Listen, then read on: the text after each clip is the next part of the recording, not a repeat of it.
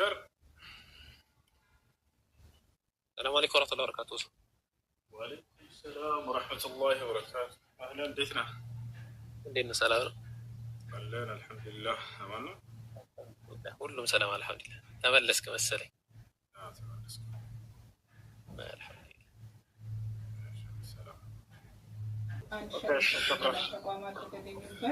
السلام عليكم. دوية اللي نبت. وعليكم السلام ورحمة الله. والله بل. ولا تنحى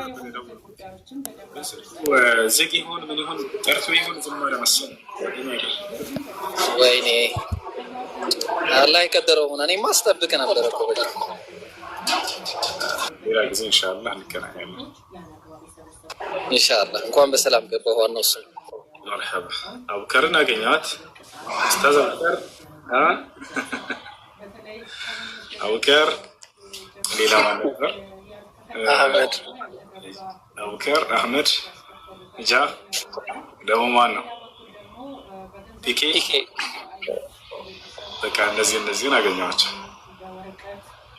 ما شاء الله. سالها إن شاء الله. ሌላም ልጆች ኢምራን ከዚህ በፊት አግኝቻታለሁ። ብቻ በርቱ ዳዕዋ ላይ በተለይ በዚህ በንስስሩ ላይ ጥሩ ተጽዕኖ ፈጥራችኋል። አላህ ያጠንክራችሁ፣ አላህ ያበርታችሁ። ይሄ ነው ሰዎች ወደ ኢስላም ወደ ነቢያት መንገድ ይመጡ ዘንድ ነው አላማችን፣ ሌላ አይደለም። ፍጥረታትን ከማምለክ ፈጣሪን ወደ ማምለክ መጣራት ነው። የነብያትን አስተምህሮ አንግቦ መኖር እዚህ ዓለም ላይ ትልቅ ስኬት ነው። የሰው ልጅ ትልቁ ስኬት በቃ ይሄ ነው። እዚህ ዓለም ላይ ምድራዊ ጥቅምን ማግኘት አይደለም። ገብታችኋል? ሀብትን ማግኘት አይደለም፣ ጠፊ ነው። ምድራዊ ጸጋን ማግኘት አይደለም። ወለልአኺረቱ ኸይሩን ለከ ሚነል ኡላ ነው። በቃ ከምድራዊ ጸጋ ይልቅ የመጨረሻው ዓለም ጸጋ ለአንተ የተሻለ ነው ይላቸዋል ለነብዩ ሰለላሁ ዐለይሂ ወሰለም። አላህ ነብያቶች ጀምረውት የሄዱትን ትምህርት መቀጠል ማለት ነው ዳዕዋ ብሎ ማለት። ገብታችኋል? ሰዎችን ወደ ኢብራሂም መንገድ መጣራት ነው። ወደ ኢስማኤል መንገድ፣ ወደ ኢስሐቅ፣ ወደ ያዕቁብ፣ ወደ ሙሳ፣ ወደ ዒሳ፣ ወደ ነብዩ ሰለላሁ ዐለይሂ ወሰለም መንገድ፣ ወደዚያ መንገድ ወደ ሆነው መጣራት ይህ ትልቅ ስኬት ነው። እናንተ ደረጃዎትን ላታውቁ ትችላላችሁ። በጣም ትልቅ ስራ ነው። ይሄ ትልቅ ስራ ነው። አስባችሁታል? የነብያትን ትምህርት በተበረዘበት ዘመን የነብያትን ትምህርት ቀጥ አድርጋችሁ ልክ እንደ ነብያት ቁማችሁ መስራት ማለት በጣም ይህ የሚደንቅ ስራ ነው። በአንድ አሰር ላይ እንደመጣው ዒሳ ዓለይሂ ሰላም ከእኔ በኋላ ስለሚመጡ ትውልዶች እስኪ ንገረኝ አምላክ አላህ ብሎ ጠየቀ ይባላል። አላህ ምን አለው? ሙሐመድ ወኡመቱሁ፣ ሙሐመድና ትውልዶቹ ሁም ኸይሩል ኡመም፣ ካለፉት ትውልዶች ሁሉ በላጭ ናቸው። ሁም ለይሱ ቢአንቢያ ወላኪነሁም ሚስለል አንቢያ አለ ይባላል። የሙሐመድ ትውልዶች ነቢያት አይደሉም፣ ነገር ግን ልክ እንደ ነቢያት ናቸው አለ ይባላል። ምን ማለት ነው? ሁም ወረሰቱል አንቢያ፣ የነቢያት ትክክለኛ ወራሾች ናቸው። የነቢያትን ትምህርት ለትውልድ ቀጥ አድርገው የሚያስተላልፉ ናቸው። እያችሁ እነዚህን ትውልዶችማ ማየት ፈልጋለሁ አምላክ አላህ ብሎ ጠየቀ ይባላል። አላህም ቃል ገባለት ሊያሳየው፣ ወደፊትም ያወርዳል። ዒሳ የሚወርድበት በርካታ ሰበቦች፣ ምክንያቶች አሉት። ከዚያ መካከል አንደኛው ይሄ ነው። እነዚህን ትውልዶች አሳየኝ ጌታዬ ብሎ ጠየቀ። ለአላህ የሚሳነው ነገር የለምና ሊያሳየው ወሰነለት። በእነዚህ ትውልዶች መካከል ይወርዳል ዒሳ። የዛኔ ቀጥ አድርገው ቁርአንና ሐዲስን ጠብቀው እነዚህ ትውልዶች እስከ ዘመኑ ፍጻሜ ድረስ ይጠብቁታል ዒሳ። ፈየኡመኩም ቢኪታቢላህ ወቢሱነቲ አሉ ነብዩ ሰለላሁ ዐለይሂ ወሰለም። የዛኔም ዒሳ በቁርአንና በሐዲስ ያስተዳድራቸዋል። እስከዚያ ድረስ ተጠብቀው ይቆያል፣ እስከ ዘመኑ ፍጻሜ ድረስ። ከዚያም በኋላ አላህ ቃል ገብቷል ለዚህ ቁርአን ኢና ነሕኑ ነዘልና ዚክረ ወኢና ለሁ ለሓፊዙን ይላል። ይህን ቁርአን እኔ ነኝ ያወረድኩት እኔም ነኝ የምጠብቀው ብሎ ተናግሯል። ቁርአን ብቻ አይደለም ሐዲስም የተጠበቀ ነው በአላህ ጥበቃ ስር። ይህ ልታውቁ ይገባል። ሊአነ አሱና ሂየ ልወሕይ ሳኒ ምን አላህ ስብሓነ ወተዓላ፣ ከአላህ ዘንድ የተወረደ መለኮታዊ ራእይ ነው ሐዲሱ። ገብታችኋል? ወማ የንጢቁ ዐኒል ሀዋ ኢን ሁወ ኢላ ወሕዩን ዩሓ። ሙሐመድ ከራሱ አንዳችን አይናገርም ከእኔ ዘንድ የሚተላለፍለትን ራእይ እንጂ እያለ ይናገራል። ولذلك قال أهل العلم كما أن القرآن محفوظ وكذلك السنة محفوظة من الله سبحانه وتعالى بحفظ الله عز وجل. القرآن كالله زند يطبق واستناد تسطر حديث لك اليوم ምክንያቱም ሐዲስ ከአላህ ስብሐነ ወተዓላ ዘንድ ነው። ስለታወቀ ይገባል። ቁርአን ቃሉ መልእክቱ ከአላህ ዘንድ ሲሆን ሐዲስ ቃሉ ከነብዩ ሰለላሁ ዐለይሂ ወሰለም መልእክቱ ግን ከአላህ ስብሐነ ወተዓላ ነው። እዚህ ሐሳን ብን አጥያ የተባለው ሰሃባ ምን አለ? ካነ ጅብሪል ዓለይሂ ሰላም የንዚሉ ቢሱና ዐለ ነቢ ሰለላሁ ዐለይሂ ወሰለም ከማ የንዚሉ ቢልቁርአን። መልአኩ ጅብሪል ቁርአንን ሲያወርድ እንደነበር ሁሉ ለነቢ ሰለላሁ ዐለይሂ ወሰለም ሐዲስንም ሲያወርድላቸው የነበረው እሱ ነው ይላል። ነቢ ሰለላሁ ዐለይሂ ወሰለም ሐዲስ ላይ የነገሩን ሁሉ ከአላህ ዘንድ የተቀበሉት እንጂ ከራሳቸው ኢጅቲሃድ አድርገው አይደለም። ቢማ የተዓለቅ ቢሙርዲን ላ የንጢቁ ዐኒል ሀዋ ኢን ሁወ ኢላ ወሕዩን ዩሓ። እና ይህ ነው። እሺ ጥያቄ ያለው ከላይ ካላችሁ መቀጠል ትችላላችሁ። ወአለይኩም ሰላም ወረሕመቱላሂ ወበረካቱ። እሱ አንድ ሴት ማለት ነው ማግባት የሚፈልጋት ወንድ የማህሯን ብር ካሌለው እሷ ካላት ለሱ ሰጥታው ሄዶ እንደሚጠይቃት በቤተሰብ ማለት ነው ሄዶ እንደሚጠይቃት ለሱ ብር ሰጥታው የማህሯን ሰጥታው ሄዶ ቤተሰብን ጠይቀው እንደሚያገባት መሸሪያ ይቻላል። ሴት ልጅ ለሰውየው ሀዲያ ወይም ስጦታ ሰጥታው ከዚያ በኋላ ያንን እንደ መህር መጠቀም ይቻላል ወይ? ይቻላል። የማይቻለው ምንድን ነው ከተባለ ያለ መህር በቀጥታ ማግባት። ይህ ለነብዩ ሰለላሁ ዐለይሂ ወሰለም ብቻ ነው የተፈቀደው። ይህ ለነብዩ ሰለላሁ ዐለይሂ ወሰለም ብቻ ነው የተፈቀደው። ወሀበት ነፍሰሃ ሊነቢይ ቃለ ሙፈሲሩን አይ ቢዱን መህር፣ ያለ መህር በታችኋል አይደለ? ነገር ግን ለሌላ ከተባለ ይህ አልተፈቀደም። ያለ መህር ራሴን አግባ ይላል ነቢያችን ሰለላሁ ዐለይሂ ወሰለም። የሆነ ሰው ለማግባት እንደፈለገ መጥቶ ሲጠይቅ ጊዜ መህር ማምጣት እንዳለበት ተናገሩት።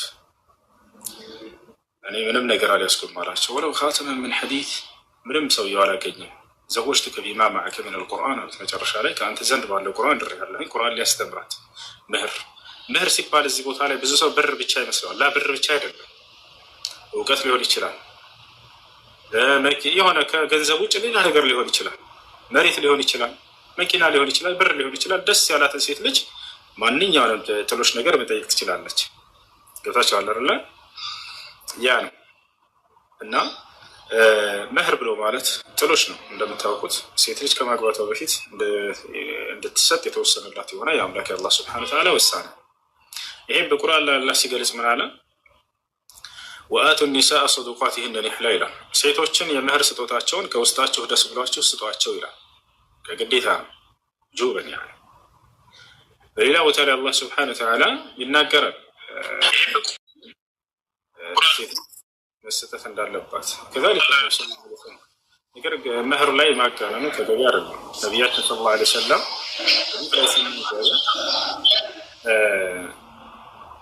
ኸይሩ ኒካህ አይሰሩሁ አሉ።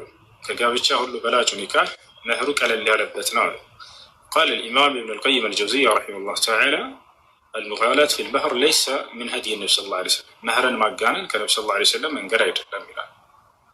ስለዚህ መህርን ቀለል ለማድረግ ነው። አላህ በሱረቱ ኒሳ ቁጥር 24 ላይ ብዙ ጊዜ ክርስቲያን ልጆች የሚነግሯቸው ነገር አለ። መምህሮቻቸው ሴት ልጅን በገንዘባቸው እንድትፈልጉ ተፈቀደ የሚለውን አንቀጽ እያነሱ ይሄ የሚናገረው ስለ መህር ነው። አንዱ መህር ነው። ሴት ልጅ ከጋብቻ በፊት የሚሰጣትን ጥሎሽ እየተናገረ ነው አላህ እዚያው ቦታ ላይ ወአቱሁነ ኡጁረሁነ ይላል። መህራቸውን ስጧቸው ይላል። ጥሎሽ ማለት ነው። አንድ ሴት ልጅ ከማግባቷ በፊት ከባሏ ዘንድ እንድትሰጥ የተወሰነላት የሆነ ጥሎሽ ያ መህር ተብሎ ይጠራል። ስለዚህ ያንን ነው እየተናገረ ያለው። እሺ እና ያንን መህር እሷ ሰጥታው እንዲያገባት ማድረግ ይቻላል ወይ? ይሄ ችግር የለውም ነበር። ችግሩ ምን ላይ ነው ከተባለ የማስተዳደር አቅምና ችሎታ አንዱ የጋብቻ መስፈርት ነው። ከዚያ በኋላ በምን ሊያስተዳድራት ነው ጥያቄው። ምክንያቱም ነቢያችን ሰለላሁ ዐለይሂ ወሰለም ሐዲስ ላይ ምን አሉ? ያ መዕሸረ ሸባብ መን ስተጣዐ ሚንኩሙል ባአተ ፈልየተዘወጅ ወመን ለም የስተጣዕ ፈዐለይሂ ቢሶም ፈኢነሁ ለሁ ዊጃእ አሉ። እናንተ የወጣት ስብስቦች ሆይ ከእናንተ የጋብቻን ጣጣ መቋቋም የሚችል ካለ ያግባሉ፣ ካልቻለስ ጾም ይጹም ተባለ። እንዳያገባ ሰው በምን ሊያስተዳድራት ነው? ከዚያ በኋላ ይሄ ወሳኝ ነው። አንድ ሰው ወደ ራሱ ህይወት ሌላን ሰው ሲጨምር ጊዜ ራሱንም ችሎ ሌሎችንም ለማስተዳደር አቅሙ ሊኖረው ይገባል። ቻላረ እሺ፣ ይሄን ይመስላል። ከላይ ያላችሁ ይሳቅና አንተ ነህ ሰላም ጥያቄ ካላችሁ መጠየቅ ትችላላችሁ። ሁሴን ቆይ አልጨረስኩም። አሁን አይ ማለቴ የቤት ኪራይ ሰርቶ የሚገባ ነው። የቤት ኪራይም ወጥቶ ተታጥሮ የሚኖር ሰው ነው፣ ሰርቶ የሚገባ ነው። ግን የትዳር ነገር ላይ እንትን የለውም፣ አቅሙ የለውም። ይሄ የማያ ላይ ቤተሰብ ብዙ ሲጠይቅ እሷ አላት፣ እሷ ደግሞ ልታገቡ ትፈልጋለች። ካገበች በኋላ ያው አብሮ የመኖርን ችሎታ እሷ ስለምታል ምንም ችግር የለማ። የማስተዳደር አቅሙና ችሎታው ከሌለ ሰውየው፣ ሴትየዋ ግን ያንን ለማድረግ ኃላፊነቱን ወስዳለሁ ካለች፣ ሀብታም ከሆነች ካላት፣ በዚያ ነገር እችላለሁ ካለች ችግር አይኖረው። ነገር ግን ምንም የማይኖራት ከሆነ እሱም የማይኖረው ከሆነ ራሳቸውን አደጋ ላይ እንዲጥሉ አይፈቅድም ይችላል። ገብታችኋል አይደል? የማስተዳደር አቅሙና ችሎታው ሊኖራቸው ይገባል። ሌላ ማስረጃ ልስጥሽት ለመጨረሻ ነው። በነቢያችን ሰለላሁ ዐለይሂ ወሰለም ጊዜ አንዲት ሴት መታ ነቢ ሰለላሁ ዐለይሂ ወሰለምን ጠየቀች። ማን ትባላለች? ፋጢማ ብንት ቀይስ። جاءت فاطمة بنت قيس إلى النبي صلى الله عليه وسلم وقالت يا رسول الله خطبني ثلاثة، معاوية بن أبي سفيان وأبو جهم، أبو جهل سيهون أبو جهم صحابة، وأسامة بن زيد። አንቱ የአላህ መልእክተኛ ሆይ አለች ፋጢማ ብንት ቀይስ፣ ሶስት ሰዎች ለጋብቻ ጠይቀውኛል፣ ከሶስቱ የትኛውን ላግባ ላማክረውት መጥቼ ነው አለች። ለራቻለ አይደለ? ከዚያ በኋላ ማን ማን አለች? አንደኛው ማን ነው? ሙዓዊያ ኢብኑ አቡ ሱፊያን ነው አለች። ሙዓዊያ ወይ አቡ ሱፊያን አለች። ሁለተኛ አቡ ጀህም ነው አለች። ሶስተኛ ደግሞ ኡሳማ ኢብኑ ዘይድ ኢብኑ ሐሪሳ አለች። ነብዩ ሰለላሁ ዐለይሂ ወሰለም የግሩፋቸው የልጅቶች የተባለው ማለት ነው። ተቻለ አይደለ? ያ ነው። ስለዚህ ከነዚህ ከሶስቱ የትኛውን ላግባ ብላ መጣች። ነብዩ ሰለላሁ ዐለይሂ ወሰለም ደግሞ ባህሪያቸው ሁላቸውንም ሰሃቦቻቸው ስለሆኑ ያውቃሉ። ያማከረች ነው እናቸው ሴት ትክክለኛውን የትኛው ለትዳር ብቁ የሚለውን ሊሰጧት ይገባል። ቦታቸው አለ ሊደብቋት አይገባም። ለእነሁ ናሲሑል አሚን ታማኝ መካሪ ናቸው ነቢ ሰለላሁ ዐለይሂ ወሰለም። ከዚያ በኋላ ነቢ ሰለላሁ ዐለይሂ ወሰለም ተናገሩ። አማ ሙዓዊያ ፈሰዕሉኩን ላ ማለ ለሁ፣ ፈሰዕሉክ ያኒ ፈቂር። ሙዓዊያ ደሃ ነው፣ አሁን ገንዘብ የለውም፣ የማስተዳደር ችሎታ የለውም አሉ ነቢ ሰለላሁ ዐለይሂ ወሰለም። አያቸው አይደል? ሁለተኛ ወአማ አቡ ጀህም ፈላ የضዑ ልዓሳ ዐን ዓቲቂሂ ወፊ ሪዋየት ኡኽራ ተደራቡ ቢኒሳ አልሐዲስ ዩፈሲሩ በዕደሁ በዕዳ። ነቢ ሰለላሁ ዐለይሂ ወሰለም አቡ ጀህም ግን አሉ እርሱ በትሩን በትከሻው ላይ አያወርድም አሉ። ምን ማለት ነው? ግላዊ ንግግር ነው። በሌላ ሐዲስ ሲተረጉሙት ሴት ይመታል ማለት ነው። ሴትን መደብደብና መምታት ለጋብቻ ብቁ እንዳልሆነ ሰውየው ያሳያል። ገብታችኋል አይደለ? ያ እና ሴትን እስኪ ጎዳት ድረስ መደብደብ መምታት አይቻልም በፍጹም።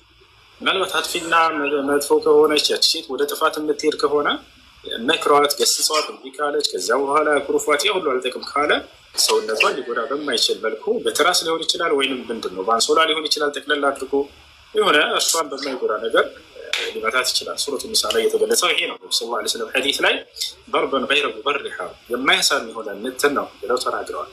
እንዳጠቃላይ መጨረሻውን ምን አሉ ነቢያችን ሰለላሁ ዐለይሂ ወሰለም? ፈንኪህ ኡሳማ አሉ። ኡሳማን አግቢ አሏት። ያቸው ስለዚህ ሴት ልጅ ሊያስተዳድራት የሚችል የሆነ ሰው ነው ልታገባ የሚገኝ። ይህን ይመስላል። እኔ እችለዋለሁኝ ሁሉን ነገር እኔ ሁሉን እወጣለሁ ካለች ግን ጀዛ አላህ ኸይራ፣ አላህ ጀዛን ይክፈላት። ሴት እያመሰገናት ለዘላለም ሊኖር ይገባል። ይሄ ሰው ሹክረን የኔ እናት እያለ እሺ መርሐባ ጀዛከላሁ ኸይር። እኔ እችላለሁ ካለች መስኡልዬ በራሷ ከወሰደች ችግር የለም ማለት ነው። እወ ጀዛከላሁ ኸይር።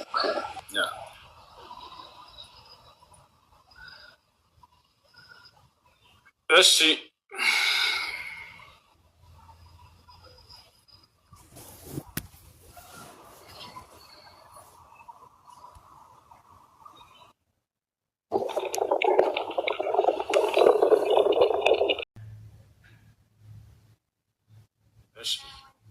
وعليكم السلام ورحمة الله وبركاته.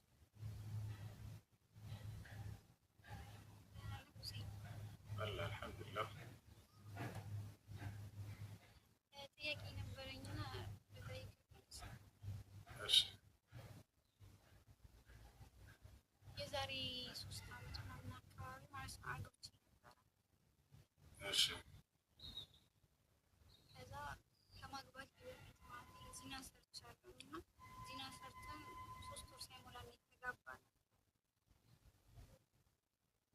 ምን ያክል ጊዜ ነው የቆያችሁት? 15 ቀን ወላ 20 ቀን ምናምን ቢሆን ነው። 20 ቀን 15 ቀን ቆየን። እንደሱ ከሆነ ይሆናል ቢያንስ አንድ ስለሚሄዱ ስለዚህ ያ ኒካህ በተሳሳተ ጊዜ ነው የታሰረው። መቀጠል ከፈለጋችሁ አዲስ መታሰር አለበት። መለያየት ከፈለጋችሁ ግን ኒካህ ነው ብላችሁ አምናችሁ እስከኖራችሁ ድረስ ፈትቻለሁ የሚለውን ቃል መናገር ይባላል። ሸሪዓ ቤት ማስማቸው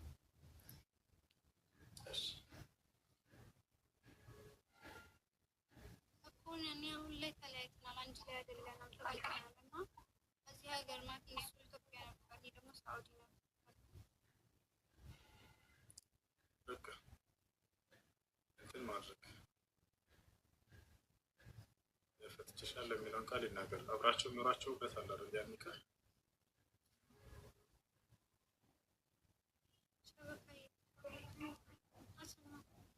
እሺ፣ አብራቸው ኖራችሁበታል ያን ኒካህ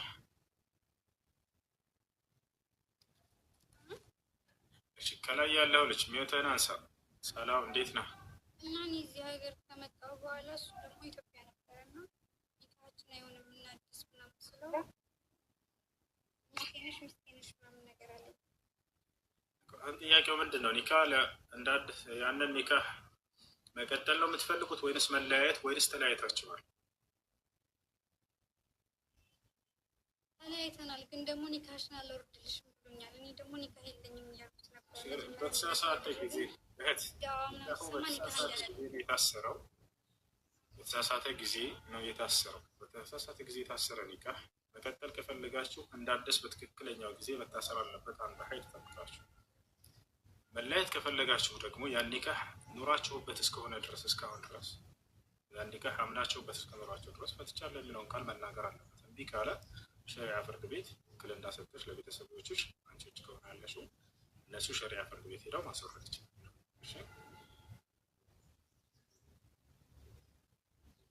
አሁን እሱም ውጭ ነው ያለው፣ እኔም ውጭ ነኝ ያለሁት። እንዴት ማስፈታት ይችላል? ለአምስተኛ ጊዜ ሸሪዓ ፍርድ ቤት በመሄድ እህት አንቺ ውክልና ስጭና ለአባትሽ ወይ ለወንድምሽ እነሱ በአቅራቢያቸው ወደሚገኝ ሸሪዓ ፍርድ ቤት ሄደው ኒካሁን ያስወርዱልሽ። ጉዳዩ የሚቀሯቸው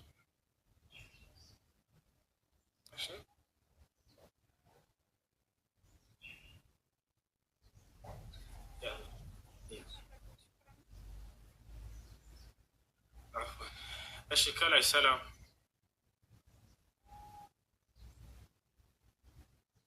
ሄሎ ሄሎ፣ ከላይ ይሰማቸዋል ልጆች? ሰማለሁ እሷን። እሺ መርሐባ። እሺ ኔታቸውን አንሱ። ከላይ ያላችሁ ልጆች ኦሳማ ኦስማ ነው የሚለው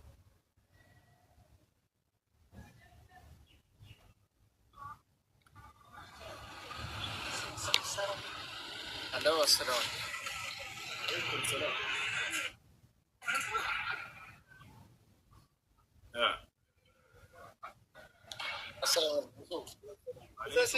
ትራንስፈር ወደ ራሴ ሳደርግ እየሰራ ወደ ራሴ ወደ ሰውም ወደ አማን ነው እሱ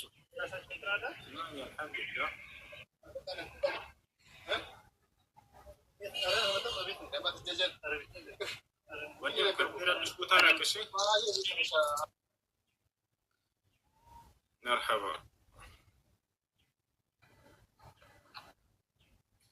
ደውዬልህ ነበር እንትን ስልክህን አትተነሳ ቢሆን ምን ይሆን እንጃ ብቻ በሰዓት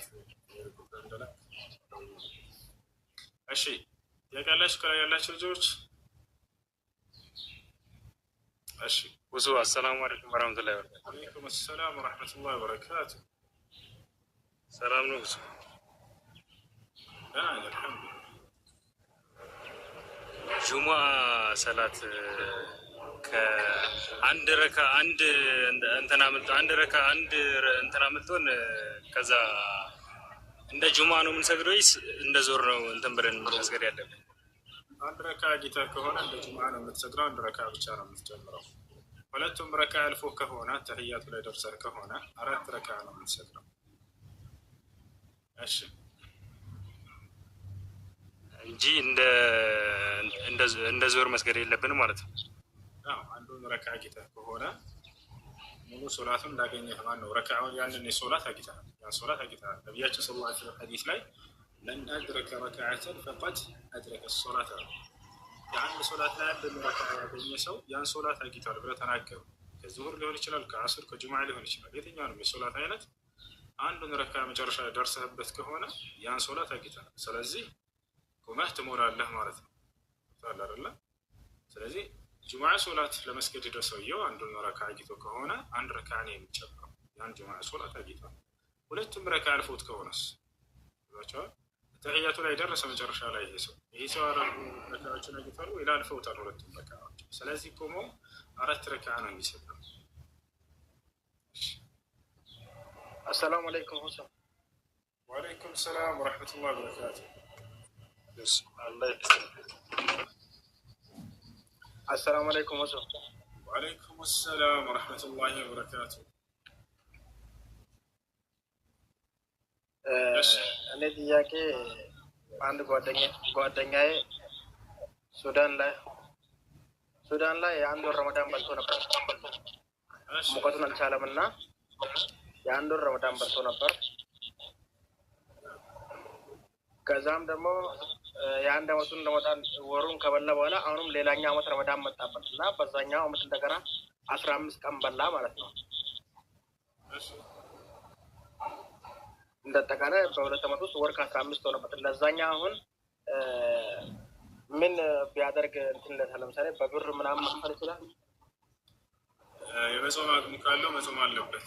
ለመጾም አቅሙ ደካማ ከሆነ የዛኔ ከፋራ ያወጣል። አላህ ሱብሓነሁ ወተዓላ በቁርአን ላይ ሲናገር ሱረት አልበቀራ ላይ ስለ ጾም የተናገረ ፈመን ካነ ሚንኩም መሪደን አው ዐላ ሰፈሪን ፈዒደቱ ሚን አያሚን ኡኸራ፣ ከእናንተ በጾም ቀን የታመመ ካለ ወይም ሙሳፊር የሆነ ወይም ጉዞ ላይ የሆነ ሰው ካለ እነዚህን ቀናቶች በሌላ ቀን ቆጥሮ ይጾም እያለ ይናገራል።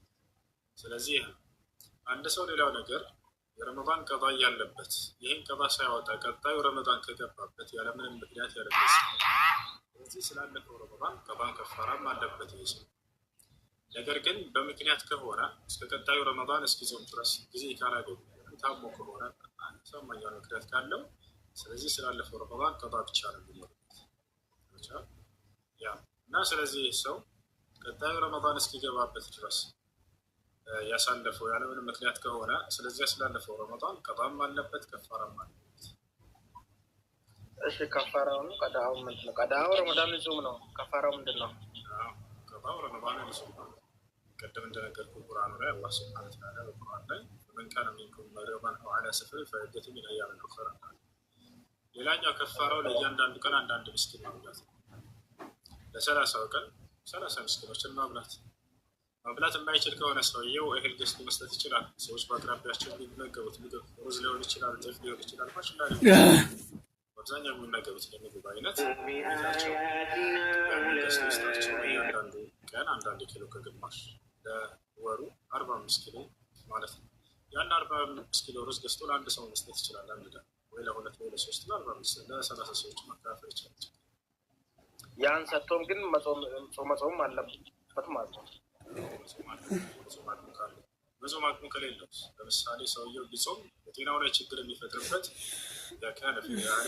መሮት ውስጥ ማይቋረጥ በእርሱ ላይ የሚዘወትር ህመም ካለበት የዛኔ ይህ ሰው የመጾም አቅሙ ከሌለው ከፋራ ብቻ ነው የሚጠበቅበት። ልክ ዱር ሽማግሌ ከሆኑ አሮጊት ከሆነች የመጾም አቅሙ ከሌላቸው ረመዳን አቅሙ ካላቸው ከፋራ እያወጡ ያሳል። አቅሙ ከሌላቸው የሚሰጡት የሌላቸው አቅማቸው ማይችል እነዚህ ሰው ላይ ምንድን ያለባቸው ከተባለ ምንም የለባቸው። አላህ በቁርአን ላይ ፈተቁላህ መስተጣዕቱም የቻላቸው ታቅም እኔን አላህን ፍሩ፣ አላህን ታዘዙ ነው ይላል። ተቅዋ ማዕናሁ ልምቲሳል ሊአዋሚሪላህ ወልጅትናብ ሊነዋሂህ። ተቅዋ ብሎ ማለት አላህ ያዘዘውን መፈጸም የከለከለን መራቅ ነው። ስለዚህ እነዚህ ሰዎች ከቻሉት አቅም በላይ አይገደዱም። ላ ዩከሊፉ ላሁ ነፍሰን ኢላ ውስዐሃ። መጾም ካልቻሉ ከሌላቸው ምንም የለባቸውም። ያለ ካልሆነ ከሌለ የለም መደረጉን ይናገራሉ። ደንቡ እንደወጣ ቀጥታ ስራ ላይ እንዲውል አላደረግንም። ትልቅ መድረክ ፈጥረን ወዐለይኩም ሰላም ወረሕመቱላሂ ወበረካቱ። እሺ ልጆች ትንሽ ቁርአን እንቀራለን። እሺ በሱዳንኛ ድምፃ እንደሚቅራ ትንሽ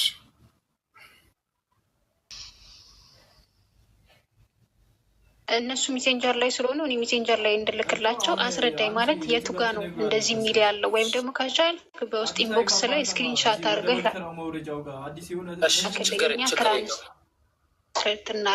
ችግር የለውም። አሁን አንድ ነገር ላሳይሽ ፍሪታ፣ ቆይ እሺ። አሁን ይህ የምትመለከችው አፎንሽ ዝብርቅርቅ የሆነ ነገር እየሰራው ስለነበረ ዝብርቅርቅ ብሎ ነው። አሁን ይህ የምትመለከችው ቁርአን ነው ለምሳሌ። ኦኬ፣ ከዛ ከፈትኩኝ እዚህ ጋር ዝም ብዬ ይህንን ትመለከቸዋለች። ለምሳሌ ሱረቱል ኢብራሂም ነው ይሄ። ኦኬ፣ ይሄ አንቀጽ ለምሳሌ ይሄ አንቀጽ ተቀዶ ተጣለ እንበል፣ ወይ ደግሞ ይሄ አንቀጽ ተጽፎ ነበረ ተቀመጠ የሆነ ቦታ እንበልና ጠፋ እንበል። ያ ጠፋ ማለት ይሄ አንቀጽ ጠፍቷል ማለት ነው ወይ ነው? አይደለም። ለምሳሌ ላሳይሽ አንቀጽ ቢጠፋ ከበላችሁ ቆይ ላሳይሽ። ይሄን አንቀጽ ለምሳሌ መጣችና አንዲት ፍየል በላችሁ፣ ከዛ ይዘጋ እንደዚህ። አንድ ማንኛውም ቁርአን ሐፊዝ ብትጠይቁት ይህንን አንቀጽ ይነግራቸዋል። ለምሳሌ እኔ አሁን ይሄ አንቀጽ ቢበላ እቀሯለሁ። ወቃለ ሸይጣኑ ለማ ቁዲየ አልአምር ኢነላሀ ወዐደኩም ወዐደ አልሐቅ ወወዐድቱኩም ፈአኽለፍቱኩም። በቃ ተመለሽማ።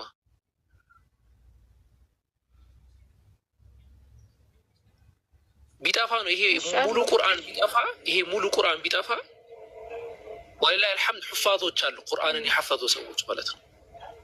አላህ እኛም ከእነርሱ መካከል ነን። ሰው ይሄንን ቁርአን ቁጭ ብሎ ማጻፍ ይቻላል ነው። ሁሱ ቅድም እንዳለሽ ቁርአኑ ወረቀቱ ጠፋ ማለት እንትኑ ጠፍቷል ማለት አይደለም። ከዚህ ጀምሮ ከሱረቱል ፋቲሓ ጀምሮ እስከ ሱረቱ ናስ ድረስ እስከ መጨረሻው ሱራ ድረስ ይህንን ቁርአን ሙሉ በሙሉ የሐፈዙ ሰዎች አሉ።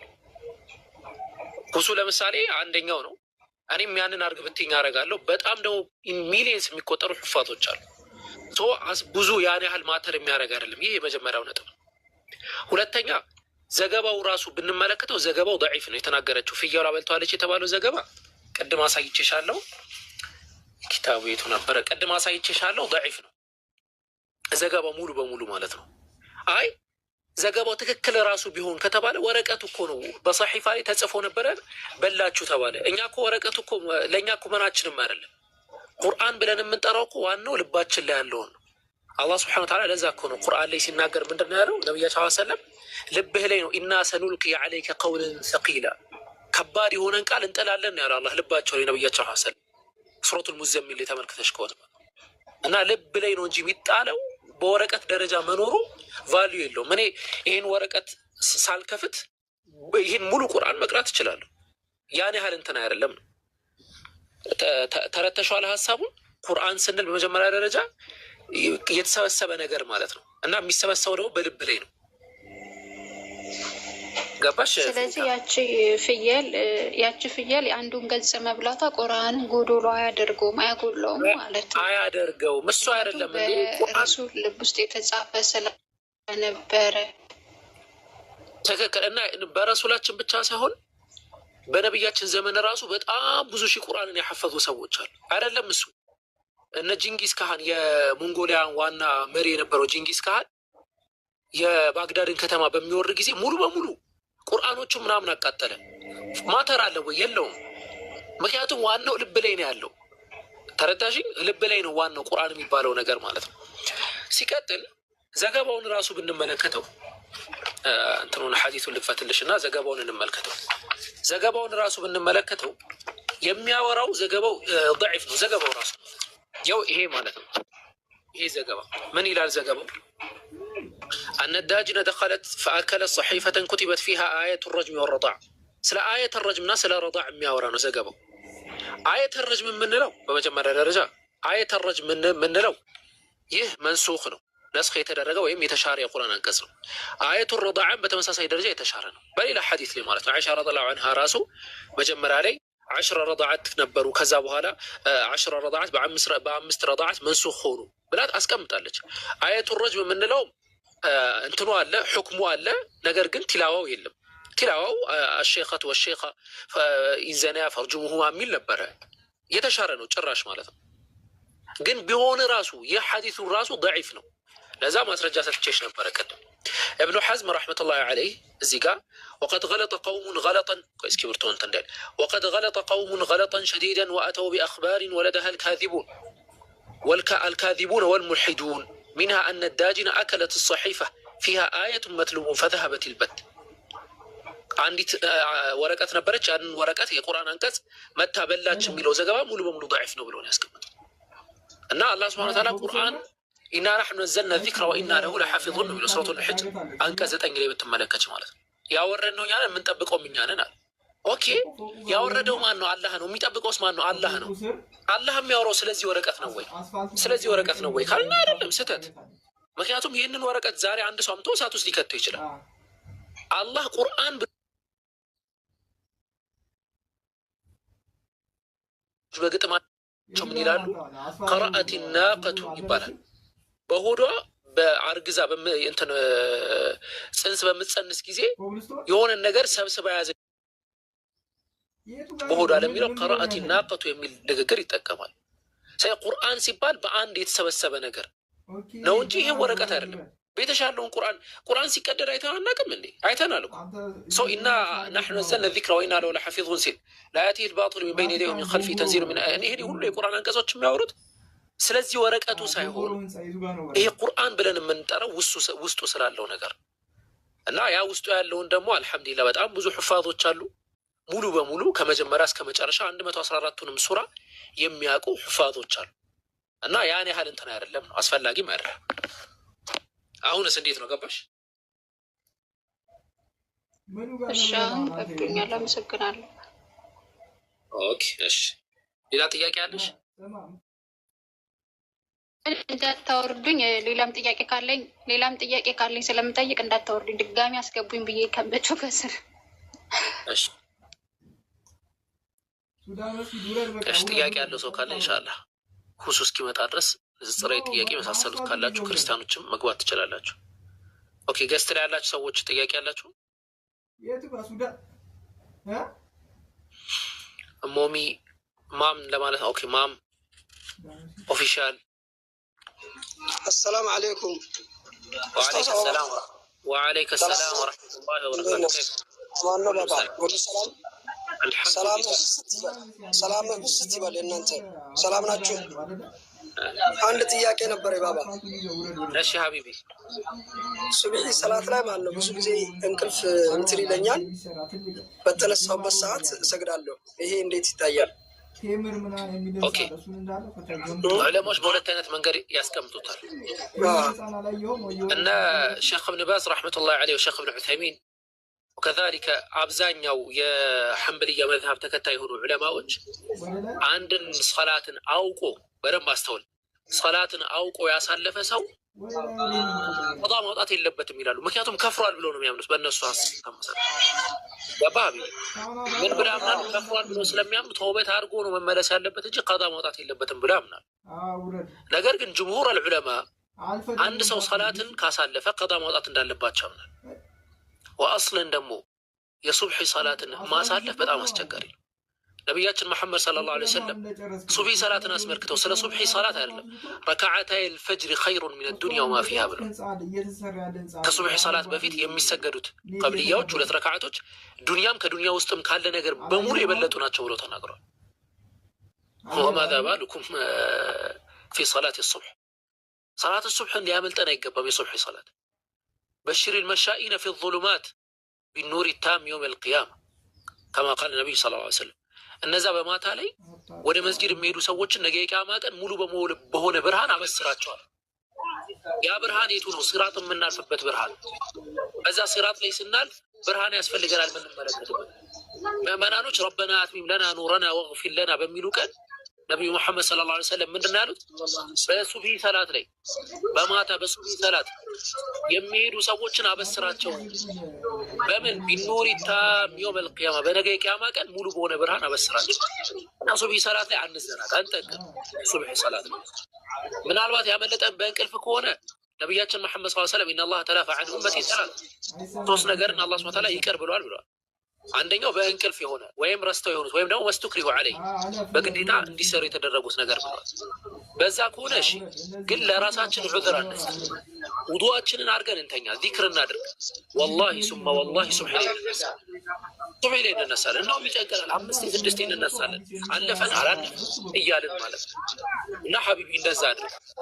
መርሐባ መርሐባ እሺ አላርም አለ፣ ብዙ ነገር አለ አሁን በዚህ ጊዜ። ስለዚህ ጠንከር ብላችሁ የሱብሒ ሰላት ላይ መዘናጋት አያስፈልግም። እኛ እንግዲህ ጠንካሮች ነን እንላለን። ጠንካሮች ነን እያለን ራሳችንን ከፍ እያደረግን የሱብሒ ሰላት ላይ ከላያችን ላይ ያለውን ብርድ ልብስ አንስተን መነሳት አለመቻል ትንሽ አስቸጋሪ ነገር ነው እና ኢንሻአላህ ያንን ማድረግ ሁላችንም ጋር ይጠበቃል። የሱብሒ ሰላት ላይ እንዳንዘናጋ ኢንሻአላህ። በቃ እሷን ዳገቷን ውጣት፣ እሷን ዳገት ነች። ኦኬ ጥያቄ ያላችሁ ሰዎች ካላችሁ መቀጠል ትችላላችሁ ኢንሻአላህ።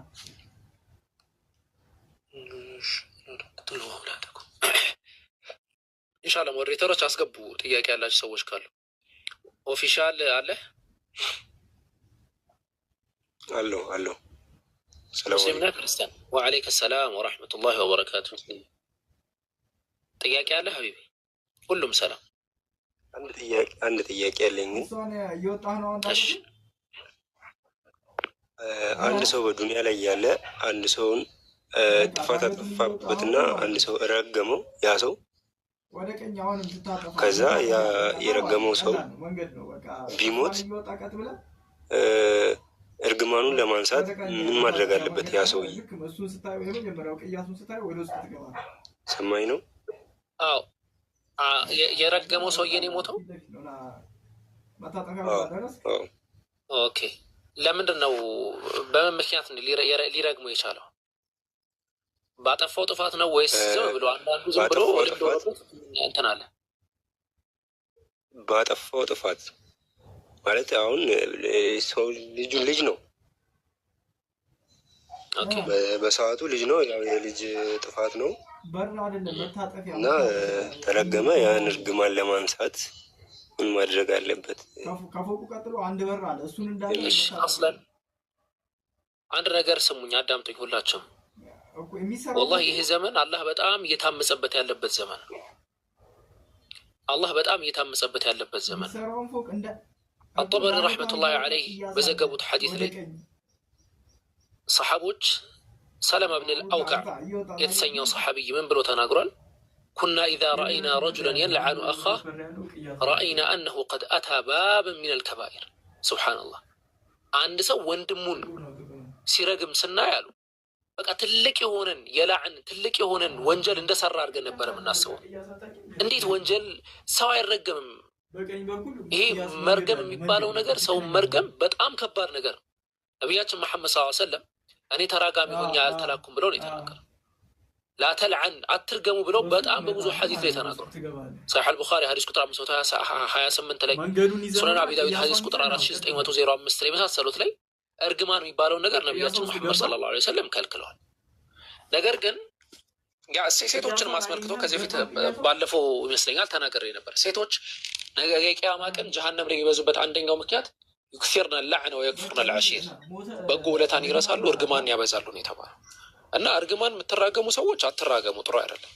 ሁለተኛ ደረጃ በድለን ከሆነ ሰውን በድለን ከሆነ የተረገምነው እኛም በጣም አስቸጋሪ ሁኔታ ያለ ነው። ያንን ሰውዬ አፉታ ልንጠይቅ ይገባል። ካልሆነ ግን ምንድነው ማድረግ ያለብን? አስተግፊሩላህ ሱብሓነሁ ወተዓላ ነገ የቂያማ ቀን እንዳይጠይቀን ያ ግለሰብ አላህን ሱብሓነሁ ወተዓላ ይቅርታ መጠየቅ ነው። አላህ ልቡ ላይ ቅናቻ እንዲያደርግለት መጠየቅ ነው። ልክ ነቢዩ መሐመድ ሰለላሁ ዐለይሂ ወሰለም በሐዲስ ላይ ሲናገሩ አላህ ሱብሓነሁ ወተዓላ ሁለት ሰዎችን አይቶ ይስቃል አሉ። ማናቸው እነዛ ሰዎች? የቅቱሉ አሐዱሁማ አንደኛው አንዱን ይገለዋል፣ የሞተው ሰውዬ ሸሂድ ይሆናል፣ ይህም ሰው ጀነት ይገባል ብለው ተናገሩ። ገዳይም ተገዳይም እንዴት ነው የጀነትና የጀሃነም የሚሆነው ከተባለ ተገዳዩ ሸሂድ ይሆናል አሉ። የገደለው አካል ደግሞ ነገ የቂያማ ቀን አላህ ሱብሓነሁ ተውበት ያደርግና ነገ የቂያማ ቀን አላህ ሱብሓነሁ ወተዓላ ከዚህ ሰውዬ ደምህን ካሳ ልቀበልልህ ወይስ በሱ ምትክ ብዙ ጀነቶችን ልስጥህ ይለዋል። ጌታዬም እሱን አፉ ብየዋለሁ ብዙ ጀነትን ስጠኝ ይላል ብለው ተናግሯል በዘገባ። ስለዚህ ያን ያህል ያንን ደረጃ ለመድረስ አላህን ይቅርታ ልንጠይቅ ይገባል። ወንጀሉ ከኛ አጥፍተን ከሆነ ማለት ሳናጠፋ ግን በተለምዶ ዝም ብሎ የሚራገሙ ሰዎች የተረገሙት እርግማን ከሆነ አይደርስም ጭራሽ ነው። እኛ ብቻ ሰውን አንበድል፣ በደል መጥፎ ነው። ሰው ላይ አንድረስ፣ ሰው ላይ መድረስ መጥፎ ነው። መን ظለመ ቀድረ ሽብሪ ምን አልአርድ ጡዊቀ ሚን 7 ሰማዋት። ነገ የቂያማ ቀን ዛሬ ምድርን አንድ ስንዝር ያክል የሰውን መሬት የበደለ ሰው ነገ የቂያማ ቀን 7 ሰማያት አንገቱ ላይ ይደረጋል። በሌላም ዘገባ ደግሞ ከ7 ሰማያት እንዲወረወር ይደረጋል ብለው ተናግሯል። አልዙልሙ ዙሉማቱን የውመል ቂያማ። ድቅድቅ ጨለማ ነው ሰው መበደል ነገ የቂያማ ቀን ድቅድቅ ጨለማ ይሆናል ብለው ነው ነብዩ የተናገሩት። እኛ ሰው ላይ አንድረስ። ሰው ግን በተለያየ ምክንያት ዝም ብለህ ለምሳሌ ይሄድ ተሳስተህ ስለገፋው የሚራገም ሰው ሊኖር ይችላል። እንግዲህ ያንን እኛ መቆጣጠር አንችልም። ግን ከዛ ውጪ በእኛ ጥፋት ከሆነ አፈይቱ ሊላህ እንጠይቅ። ወዕፉ ወስፈሑ አላ ቱሒቡና የግፊር አላሁ ለኩም ነው። አላህ ይቅር እንዲላችሁ አትፈልጉም ወይ? ሰዎችን ይቅር በሉ። ኦኬ ሀቢቢ፣ ይህንን መንገድ መከተል ይሻላል።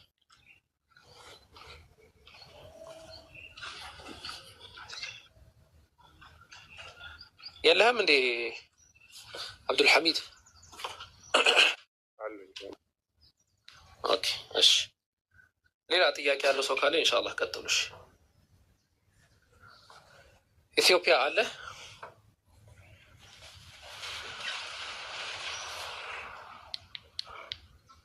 ኢትዮጵያ የለህም? ኢንሻአላህ አንድ መልእክት ላስተላለፍ። አፍወን እስከዛ ምናልባት ሰሞኑን ስናገር ሰምታችሁ ሊሆን ይችላል። ወደ ጉራጌ ዞን እና ስልጤ ዞን አካባቢ የአክፍሮት ኃይሎች በጣም እየተንቀሳቀሱ ነው የሚገኙት እና እዛ አካባቢ ሄደን ሰፋ ያለ ዳዕዋ የማድረግ እቅዶች ተይዘዋል። ኢንሻአላህ ለዛ እቅድ ያው ከዚህ በፊት ታውቃላችሁ የኔ መጽሐፍ አለ ድብቅ በሽታዎች የሚል እስልምና ላይ ለሚነሱ ጥያቄዎች በተወሰነ ደረጃ መልስ ለመስጠት የተሞከረበት መጽሐፍ እና ያንን መጽሐፍ እዛ አካባቢ በስፋት እንደሚፈልጉትም ጭምር ስነግሮኝ ስለነበረ እና ወንድማችን አስረስም ለዳዕዋ ያስፈልገኛል ብሎ ነበር። ከዚህ በፊት መጽሐፍ ሰጥተነው ነበር። 300ውን መጽሐፍ ጨርሶታል። ለዳዕዋ ልኮት ማለት ለዳዕዋ ሲያደርግ እየሰጠ እና ከዛም በላይ መጽሐፎች ያስፈልጉኛል ብሏል። ኢንሻአላህ መጽሐፍ መነየት የምትፈልጉ ሊወጅሂላህ ብላችሁ መነየት የምትፈልጉ ሰዎች በውስጥ ብታወሩኝ ደስ ይለኛል። ለስልጤ ዞን፣ ለጉራጌ ዞን እና ለወንድማችን አስረስ ለእነሱ በዋነኝነት ማለት ነው። እናንተ በነፍስ ወከፍ የምትፈልጉ ሰዎች አዲስ አበባ ያላችሁም፣ ሳውዲ ያላችሁም፣ ዱባይ ያላችሁም የት እንደምታገኙ ቴሌግራም ላይ አስቀምጫለሁ። ቴሌግራም ቻናሌ ላይ ሂዱ። ነገር ግን አሁን ለዳዕዋው መስክ ብቻ ነው፣ እርጀንት የሆነ ነው፣ በጣም አፋጣኝ ነው፣ በጣም ነው የሚፈለገው። ለዳዕዋው ብቻ ነው። ያንን የምታደርጉ ከሆነ ኢንሻአላህ በውስጥ አውሩኝ ኢንሻአላህ። እሺ ጥያቄ ያለው ሰው ካለ ኢንሻአላህ አስገቡ።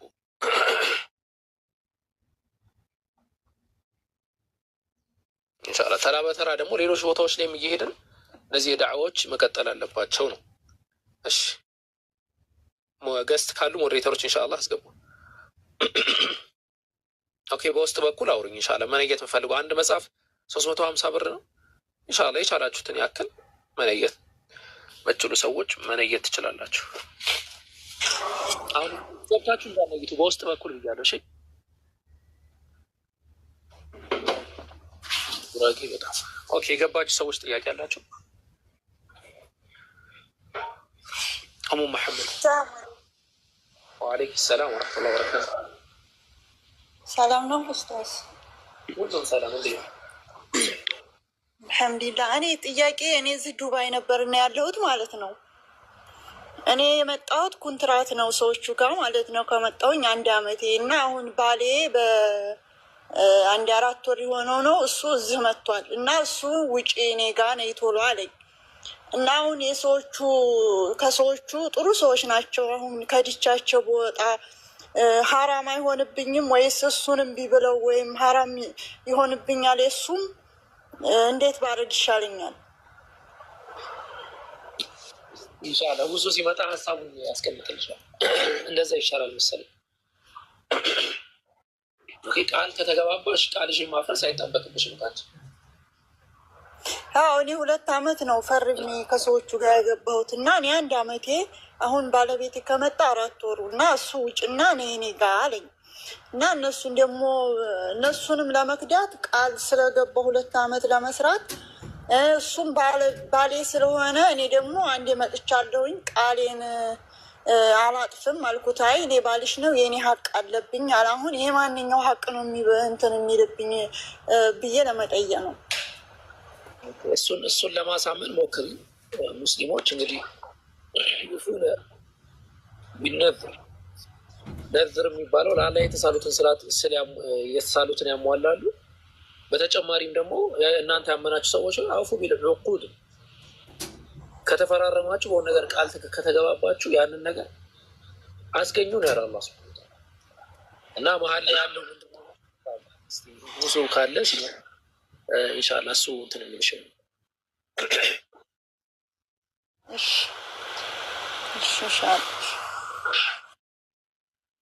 ካልሆነ ለእነሱ ነገር ማስረድተሽ ወይ ለባልሽ ወይ ለእነሱ ነገር ማስረድተሽ መፍትሄ ነው ፈለግ ሞከር። አላሁ አዕለም። እሺ የማያልፍ የለም አለ ወይ ያለሽ ፎሎ አድርጉና እኔ መክፈት አይቀርም። ብዙ ከዘጋ ከፍትና ትንሽ እንማማራለን ኢንሻአላህ። የማያልፍ የለም መቀጠል ትችላለሽ። ወአለይኩም ሰላም ወረሕመቱላሂ ወበረካቱ። አንድ ጥያቄ ነበረኝ እና ማዘር ረመዳን ላይ በጣም አሟት አልጾመችም 30ውንም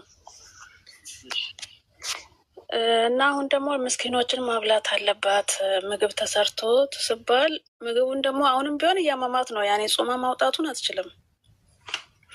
ምግቡ ቢሰራ ለስንት ሰው ነው መሆን ያለበት? እና ደግሞ ምግቡን ራሱ እሷ ብቻዋን ናት፣ በእድሜም ደከም ስላለች ብዙ ሰው ከሆነ የሚወጣው ምግቡ ሰርታ ሄዷል ኡስታዝ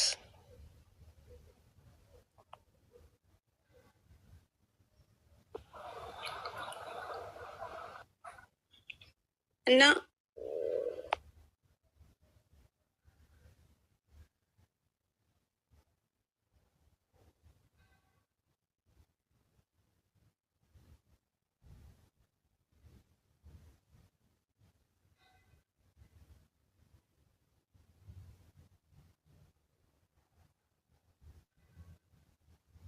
ኦኬ ስልክ ገብቶብኝ ነው። አፍወን ምን አልሽኝ ጌታችን? እና አሁን በእድሜም ገፋ ያለች ስለሆነች ምግቡን ሰርታ ማብላት ካልቻለች በብር በኩል መስጠት ይቻላል ወይስ አይቻልም? እና ደግሞ ለስንት ሰው ነው ምግቡ መሆን ያለበት? ምግቡን ለስንት ሰው ነው መሆን ያለበት ለእያንዳንዱ ቀን ነው። ቱጥዒሙ ዐላ ኩሊ የውም ሚስኪን፣ ለእያንዳንዱ ቀን አንድ ሚስኪን ታበላለች። 30 ማለት ነው። አዎ ያ ሚስኪን እንዴት ነው የሚሆነው ከተባለ ያ እንትን እንዴት ነው የሚሆነው ከተባለ ሳዕ የሚባል አለ። ሳዕ ታውቂያለሽ? አያላክም። ኦኬ ሳዕ ማለት በአማርኛው ምንድነው? አንድ እፍኝ ይባላል። አንድ እፍኝ ተብሎ ይጠራል። ወይ ደግሞ መለኪያ አለ የራሱ እና ንስፈ ሳዕ ወደ 1.5 ኪሎ ግራም አካባቢ ተምር ማብላት ትችላለች፣ ወይም ሩዝ ማብላት ትችላለች፣ ወይ ደግሞ ቁተል የሆነ ነገር ማብላት ነው። እፍኝ አለ፣ ግማሽ እፍኝ ነው። ትልቅ ከሆነች አጁዝ ከሆነች ሰርታ ምግብ ማብላት ማትችል ከሆነ ቴምር 1.5 ኪሎ ግራም ቴምር ታብላ። አሁን በኢትዮጵያ ባለው እንደዛ ነው። ንስፈ ሳዕ ማለት እንደዛ ነው። ወደ 1.5 ኪሎ ግራም አካባቢ ሰው ያንን ታብላ። እሺ ኢንሻአላህ ጀዛኩሙላሁ ኸይር ኡስታዝ። ይሄ አብዛኛው ዑለማዎች አቋም ከማ ቃል ኢብኑ ዑሰይሚን ወሸኽ ኢብኑ ባዝ ወገይሪሂም ይህንን ነገር ነው ያስቀመጡት። ማብላት ያለባት ንስፈ ሳዕ ነው ብላ አስቀምጠዋል። ወይም ደግሞ ወደ 1.5 ኪሎ ግራም ማለት ነው። አሁን ያለው ያለቀ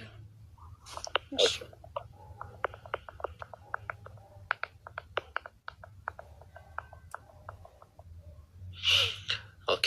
እሺ አሁን ጥያቄ ያለው ሰው ካለ መግባት የምትችሉም አይመስለኝም አይደለ?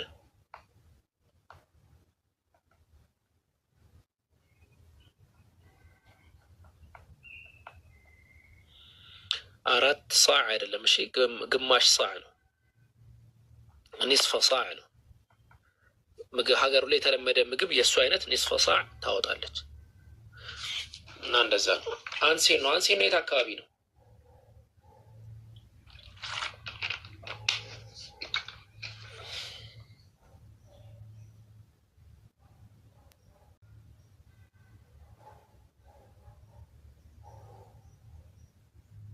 አንሴን ነው። አንሴን ነው የት አካባቢ ነው?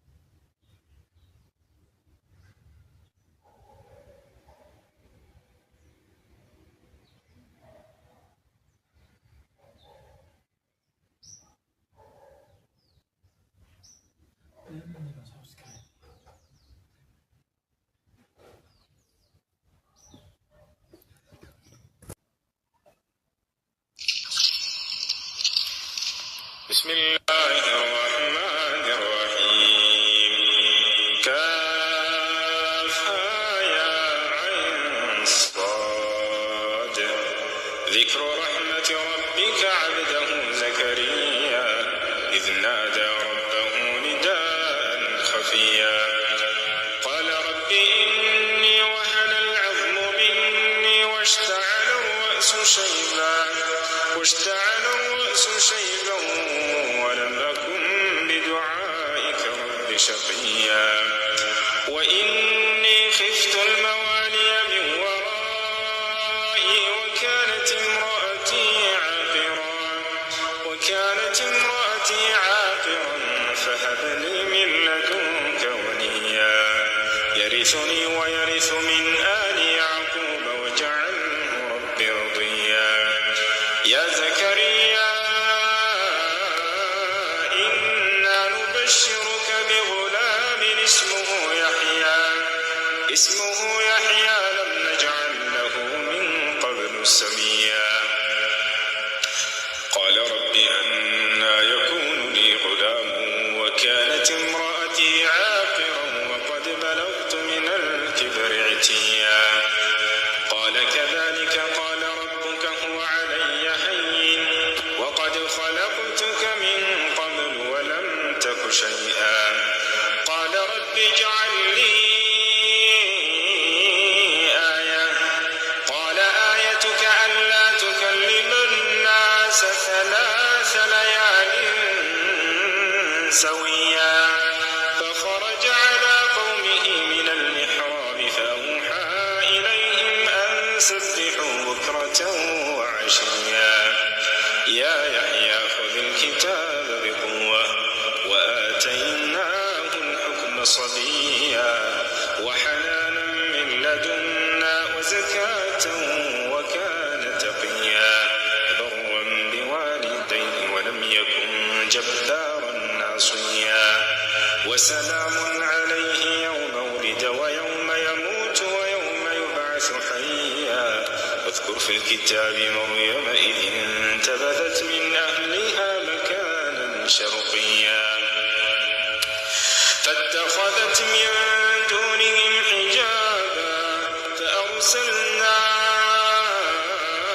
إليها روحنا فتمثل لها بشرا سويا قالت إني أعوذ بالرحمن منك إن كنت تقيا قال إنما أنا رسول ربك ليهب لك غلاما زكيا قالت أنى يكون لي غلام ولم يمسسني بشر ولم أك بغيا قال كذلك قال ربك هو علي هين ولنجعله آية للناس ورحمة منا وكان أمرا مقضيا فحملته فانتبذت به مكانا قصيا فأجاءها المخاض إلى جذع النخلة قالت يا ليتني مت قبل هذا وكنت نسيا منسيا فناداها من تحتها ألا تحزني قد جعل ربك تحتك سريا وهزي إليك بجذع النخلة تساقط عليك رطبا جنيا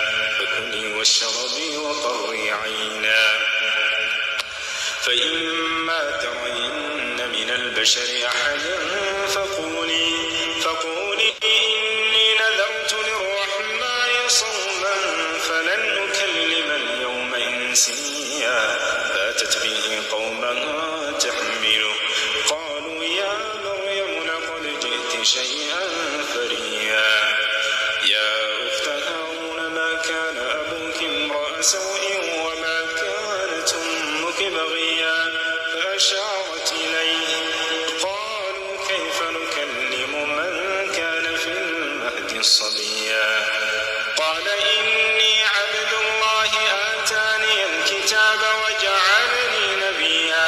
وجعلني مباركا أينما كنت وأوصاني بالصلاة والزكاة ما دمت حيا وبرا بوالدتي ولم يجعلني جبارا شقيا والسلام علي يوم ولدت ويوم أموت ويوم أبعث حيا ذلك عيسى ابن مريم قول الحق الذي فيه يمترون ما كان لله أن يتخذ من ولد سبحانه إذا قضى أمرا فإنما يقول له كن فيكون وإن الله ربي وربكم فاعبدوه هذا صراط مستقيم فاختلف الأحزاب من بينهم فويل للذين كفروا من مشهد يوم عظيم أسمع بهم وأبصر يوم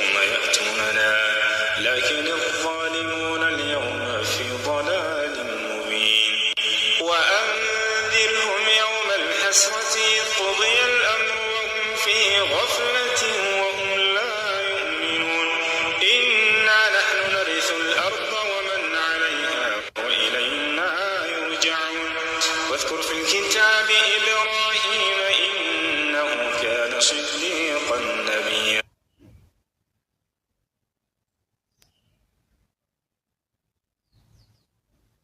ما لا يسمع لم تعبد ما لا يسمع ولا يبصر ولا يغني عنك شيئا يا أبت إني قد جاءني من العلم ما لم يأتك فاتبعني أهدك صراطا سويا يا أبت لا تعبد الشيطان إن الشيطان كان للرحمن عصيا يا أبت إني أخاف أن يمسك عذاب من الرحمن فتكون للشيطان وليا قال أراغب أنت عن آلهتي يا إبراهيم لئن لم تنته لأرجمنك واهجرني مليا قال سلام عليك سأستغفر لك ربي إنه كان بي حفيا وأعتزلكم وما تدعون من دون الله وأدعو ربي عسى ألا أكون بدعاء ربي شقيا فلما اعتزلهم وما يعبدون من دون الله وهبنا له إسحاق ويعقوب وكلا جعلنا نبيا ووهبنا لهم من رحمتنا وجعلنا لهم لسان صدق عليا واذكر في الكتاب موسى إنه كان مخلصا وكان رسولا نبيا وناديناه من جانب الطور الأيمن وقربناه نجيا ووهبنا له من رحمتنا أخاه هارون نبيا واذكر في الكتاب إسماعيل إنه كان صادق الوعد وكان رسولا نبيا وكان يأمر أهله بالصلاة والزكاة وكان عند ربه مرضيا واذكر في الكتاب إدريس إنه كان صديقا نبيا ورفعناه مكانا عليا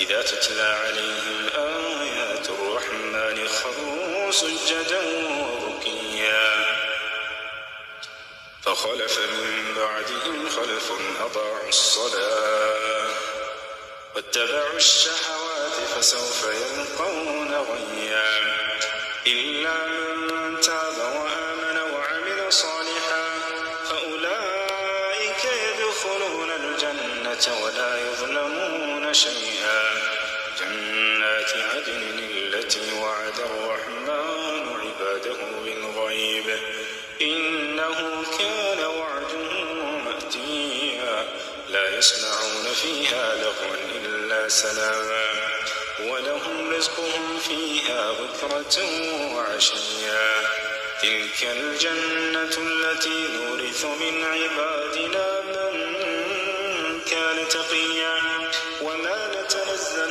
إلا بأمر ربك له ما بين أيدينا وما خلفنا وما بين ذلك وما كان ربك نسيا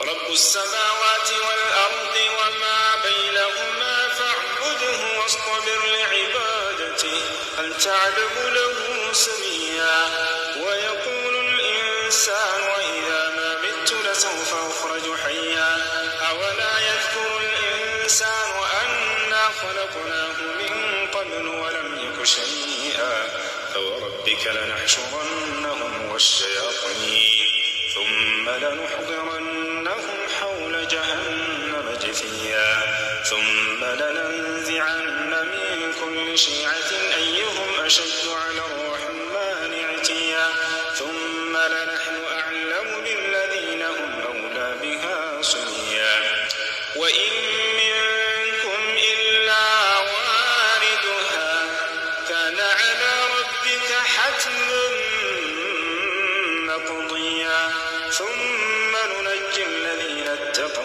ونذر الظالمين فيها جثيا وإذا تتلى عليهم آياتنا بينات قال الذين كفروا للذين آمنوا أي الفريقين خير مقاما وأحسن هديا وكم أهلكنا قبلهم من قرن هم أحسن أثاثا ورئيا قل من كان في الضلالة فليمدد له الرحمن مدا حتى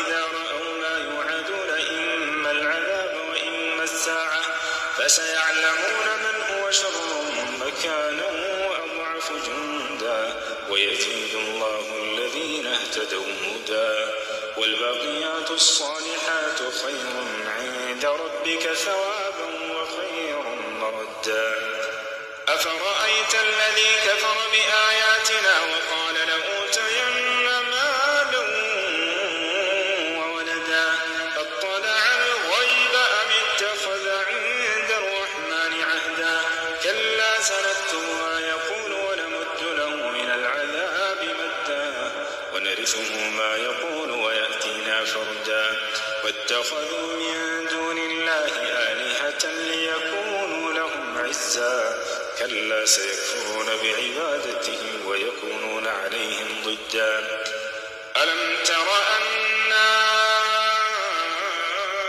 أرسلنا الشياطين على الكافرين تؤزهم مزا فلا تعجل عليهم إنما نعد لهم عدا يوم نحشر المتقين إلى الرحمن وفدا ونسوق المجرمين إلى جهنم وردا لا يملكون الشفاعة إلا من اتخذ عند الرحمن عهدا وقال اتخذ الرحمن ولدا لقد جئتم شيئا إدا تكاد السماوات يتفطرن منه وتنشق الأرض وتخر الجبال هدا أن دعوا للرحمن ولدا وما ينبغي للرحمن أن يتخذ ولدا إن كل من في السماوات والأرض إلا آتي الرحمن عبدا لقد أحصاهم وعدهم عدا وكلهم آتيه يوم القيامة فردا إن الذين آمنوا وعملوا الصالحات سيجعل لهم الرحمن ودا فإنما يسرناه بلسانك لتبشر به المتقين وتنذر به قوما لدا وكم أهلكنا قبلهم من قرن هل تحس منهم من أحد أو تسمع لهم ركزا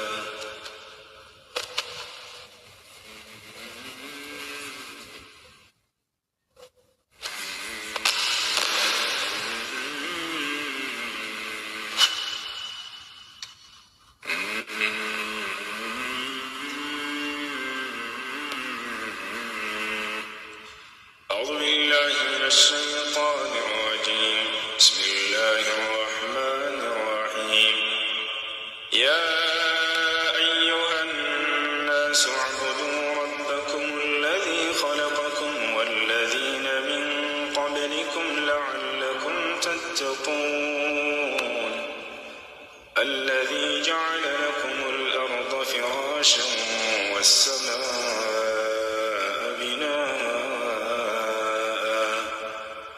وأنزل من السماء ماء فأخرج به من الثمرات رزقا لكم فلا تجعلوا لله أندادا وأنتم تعلمون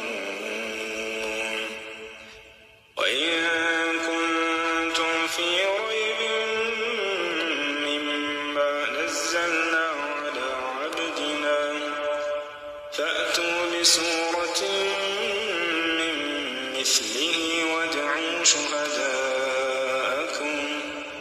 وادعوا شهداءكم من دون الله إن كنتم صادقين فإن لم تفعلوا ولن تفعلوا فاتقوا النار التي وقودها الناس والحجارة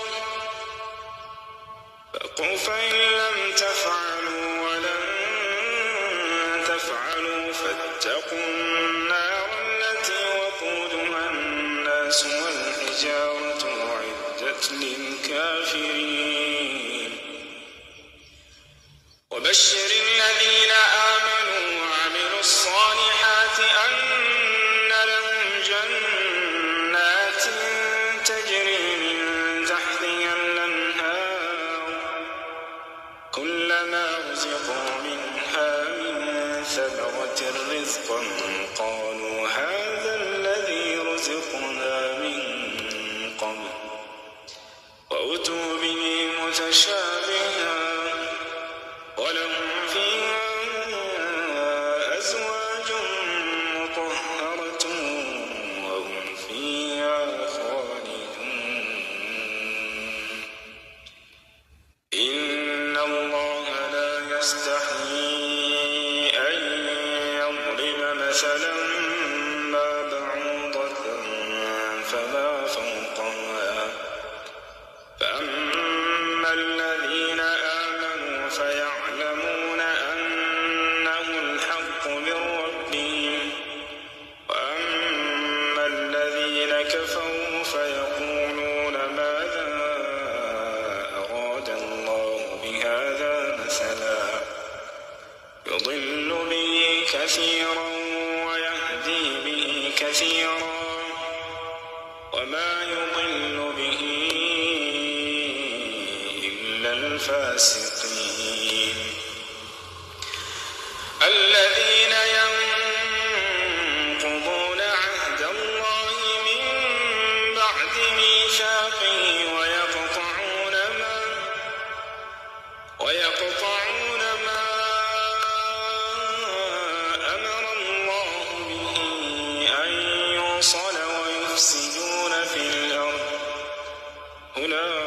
أولئك هم الخاسرون كيف تكفرون بالله وكنتم أمواتا فأحياكم ثم يميتكم ثم يحييكم ثم إليه ترجعون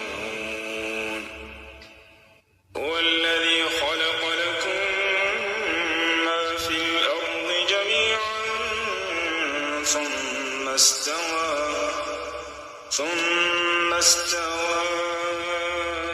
إلى السماء فسواهن 7 سماوات وهو بكل شيء عليم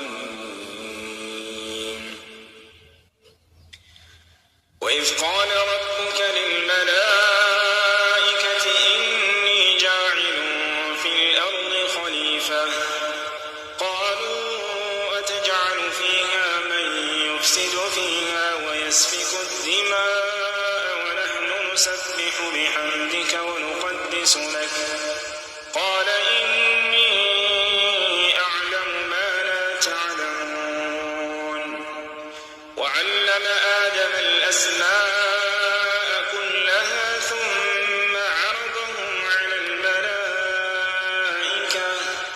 فقال أنبئوني بأسماء هؤلاء إن كنتم صادقين قالوا سبحانك لا علم لنا إلا ما علمتنا إنك أنت العليم الحكيم قال يا آدم أنبئهم بأسمائهم فلما أنبأهم بأسمائهم قال ألم أقل لكم إني أعلم غيب السماوات والأرض وأعلم ما تبدون وما كنتم تكتمون وإذ قلنا للملائكة اسجدوا لآدم فسجدوا إلا إبليس أبى واستكبر وكان من الكافرين وقلنا يا آدم اسكن أنت وزوجك الجنة وكلا منها رغدا حيث شئتما ولا تقربا هذه الشجرة فتكونا من الظالمين فأزلهما الشيطان عنها فأخرجهما مما كانا فيه وقلنا اهبطوا بعضكم لبعض عدو ولكم في الأرض مستقر ومتاع إلى حين فتلقى آدم من ربه كلمات فتاب عليه إنه هو التواب الرحيم قلنا اهبطوا منها جميعا فإما يأتينكم مني هدى فمن تبع هداي فلا خوف عليهم ولا هم يحزنون والذين كفروا وكذبوا بآياتنا أولئك أصحاب النار هم فيها خالدون يا بني إسرائيل اذكروا نعمتي التي أنعمت عليكم وأوفوا بعهدي أوف بعهدكم وإياي فارهبون وآمنوا بما أنزلت مصدقا لما معكم ولا تكونوا أول كافر به ولا تشتروا بآياتي ثمنا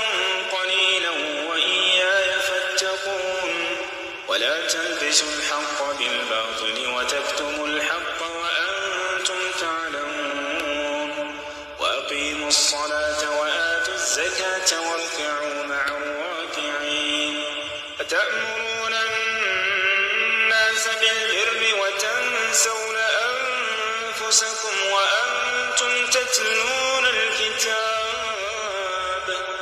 أفلا تعقلون استعينوا بالصبر والصلاة